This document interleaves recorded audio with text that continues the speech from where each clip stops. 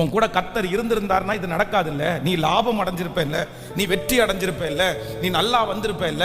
ஆண்டவர் உன் கூட இருந்தா இப்படி எல்லாம் நடக்காது அப்படின்னு யாராவது ஒருத்தர் சொல்றாங்கன்னா, நான் இவ்வளவு ஜெபம் பண்றேனே, நான் மற்றவங்கள மாதிரி இல்லையே, அப்ப என் கூட கர்த்தர் இல்லையா, எனக்கு இவ்வளவு எல்லாம் நடக்குதே அப்படின்னு யாராவது நீங்க நினைச்சீங்கன்னா இல்லவே இல்லை. ஆண்டவர் சொல்லுகிறார், உனக்கு பணம் வரும்போது உன் கூட நான் வருவேன், பணம் இல்லாத போது உன்னை விட்டு நான் போவேன் அப்படின்னு எல்லாம் கிடையாது.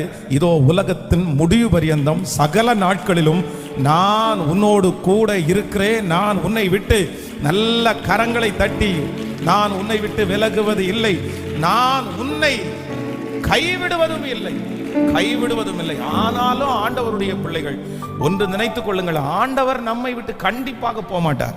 ஆனா அதே நேரத்தில் இந்த உலகம் நம்மோடு கூட கர்த்தர் இருக்கிறத கண்டுகொள்றதற்கு கண்டிப்பாக ஒரு உயர்வை கர்த்தர் நமக்கு தர வேண்டும், ஒரு அங்கீகாரத்தை தர வேண்டும்.